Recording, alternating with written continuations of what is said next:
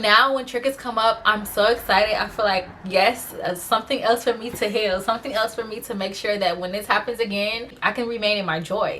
Welcome back to my channel, everyone. I'm April. Hi, it's April. I make content about spirituality, self-development, personal development, everything mystical, all that woo-woo stuff that we love so much. If you're new here, thank you so much for clicking on my channel. I think you're going to enjoy it here, so make sure you subscribe right now. So today I'm recording this video to talk about triggers and how good they are for us. So originally the term trigger was originated after World War I, when soldiers came back from battle and things in the regular world pretty much made them feel like they were back at war. This is what they labeled a trigger when they were going through PTSD. Triggers are something that reminds you of a trauma that you experienced. And sometimes it's easy to blame someone else for poking at a trigger, but it's a good thing that someone pokes at your trigger, because now it's something that you can heal. Now it's something that you can release. Now it's something that you can look at with awareness, take accountability for, and release through the body with love. And I'm going to share 4 tips on exactly how to do that. So the first step I'm going to advise is to be an observer. When you experience a trigger, you can always look at what's going on in your body as if you're watching a movie. When you feel that sensation going on through your body, let's completely welcome it. You can look at it as a friend. You can say, hey trigger, I see you. I'm so glad you're here. We're going to do the work to make sure I don't feel you again, okay? If you have to talk to your triggers, go right ahead. But the purpose is for you to look at it from a detached mindset and observe it. Notice that you feel it. Welcome it completely. When we do this, we're no longer in victim mode. When we do this, we're no longer in blaming mode. We have complete and total energy to alchemize our triggers. When you're observing your trigger, you're welcoming it. You're not bypassing it. You're not making excuses for it. You're not blaming it. You're absolutely sitting in a place of detachment. You are done with 80% of the work, right? So when you're sitting in that observant state, what you do is you allow your body to come to the present moment. You're not looking at anything external. You're looking at everything that's going on within. When you view this trigger as a friend while you're observing it, you're calling all the power back to you. I assume that we all want to evolve as our higher selves, right? So in order to do that, we have to do something different. Instead of, reacting to our triggers, let's do something different. Let's welcome it completely, and let's make sure that we're showing that trigger complete attention, because it's like a little baby, right? When a baby cries, it's because it needs attention. And when we are wounded from a trigger, we are throwing a tantrum. We need that extra attention in that moment. So bring your focus onto that trigger with complete detachment, not feeling as if you have to do something about it. You can just sit there and watch. When you're watching this trigger arise and you're feeling what's going on to your body, be sure to stay neutral. Visualize it and see it as something as interesting. Be curious on what's going on inside of you. And I know this seems so much easier said than done when you're triggered and you're ready for the smoke and you're ready to react and you're ready to go off. But the best thing you can do to help yourself grow is to just watch it. Like I said, that's already 80% of the work. The hardest part is almost over just by noticing it and doing absolutely nothing. You can start by noticing how your heart is beating so fast. You can notice how you got that funny feeling in your belly. Or if you're like me, my armpits starts to sting a little bit. If your armpits are stinging, you can just feel into that feeling. And it's okay to just be. The second step I want to recommend is deep breathing. Not only deep breathing, but deep breathing into the heart. Now, I know Western culture wants us to believe that our brains are the most powerful parts of our body, but we actually know that it's the heart now. Scientists and researchers have studied and found out that the heart is the most powerful part of the body. And because the brain represents the masculinity, the hustle culture, that's what keeps the world going round here in the Western culture, right? So they don't really want us to tap into our feelings and the energy of our hearts, because it's more of a rest state and not a hustle, do energy, Even though we need both, we've neglected the heart. So now what we need to do to get our emotions balanced is to alchemize and align the energy of the heart with the brain. This will be the ultimate balance of energies, aligning the heart with the brain. So while you're deeply breathing in and out, focusing your intention on alchemizing the emotions through your heart, because your heart is the strongest part of your body, the emotions of fear, the emotions of anger, the emotion of sadness, all these lower vibrational emotions, once they reach the heart, they can then be alchemized into joy, into love, into peace, and harmonized. Then when you get the brain on board, you'll no longer be in your headspace. You'll be able to use the emotional body to heal. We don't have to be detached from our feelings. We can feel our feelings, welcome them with love, deeply breathe into our heart. Our heart is basically our superpower. So this step of deep breathing basically ties into the third step as well. So this next third step ties in with step number 2.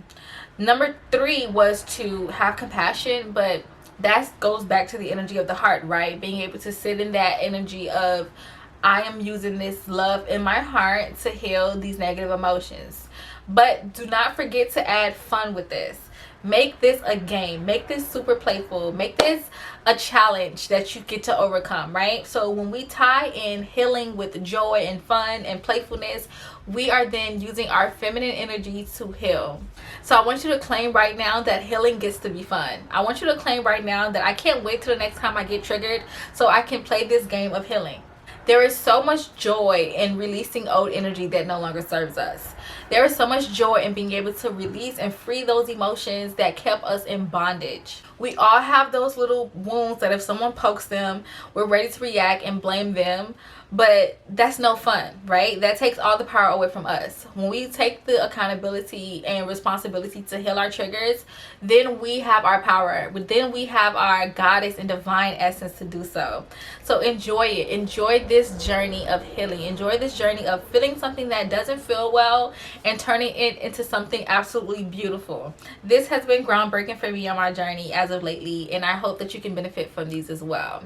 So my last step number 4, this pretty much sums up everything I just said, is you deserve to be happy. You deserve to heal. You deserve to have fun. And I know sometimes we feel like happiness makes you super vulnerable, and people look at joy as if it's a weakness. That's why we see some men walking around with this angry face on defense, because it's to protect themselves, right? They don't want no one to step on their wounds, so they try to look unapproachable. And in some cultures, this has been very helpful for them. So I completely sympathize with men who feels like, they have to put on this tough face to keep themselves safe.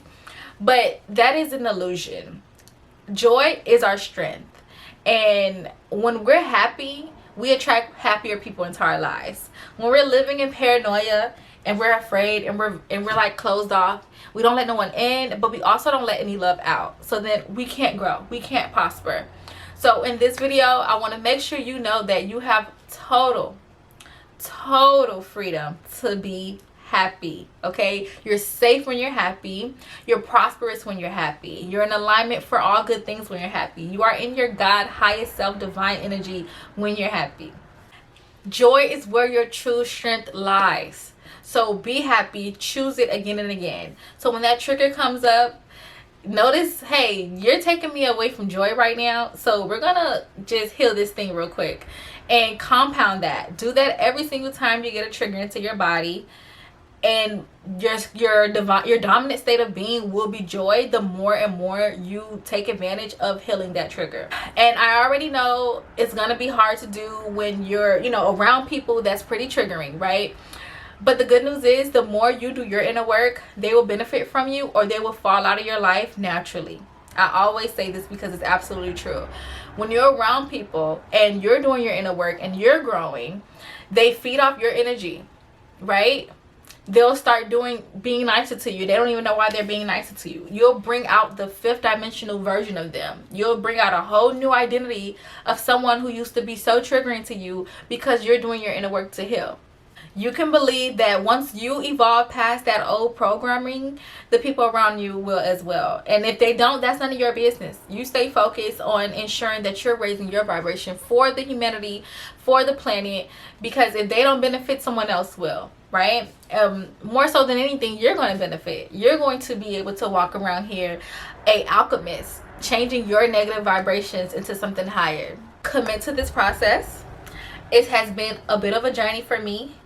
I have definitely fell back into the old programming many times, and just to know that I have a new day to start again. I have a new day to decide, hey, I get to do this again. I get to look for a trigger and heal it and have a growth mindset around this, and use my heart to heal my entire life, to manifest the life of my dreams, to manifest the relationship of my dreams, to manifest the career of my dreams, to manifest everything I want. It starts with me being happy.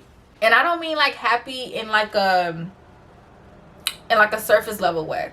I mean internally happy. Like no condition can bother me. I have internal peace, happiness. So to sum up the video, we are going to observe our triggers. We're going to embrace it and welcome it. We're going to make sure we show compassion to ourselves and alchemize that energy to our hearts with love. We are going to have fun with this entire thing.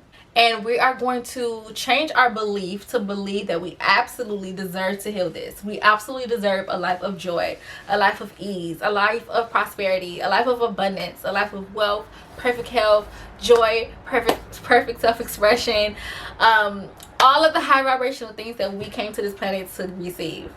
And just to add one more thing before I go, remember that there are people on the planet that are playing a role for your growth. When you try to blame someone else for triggering you, you pretty much ruin the plan that was set up for you.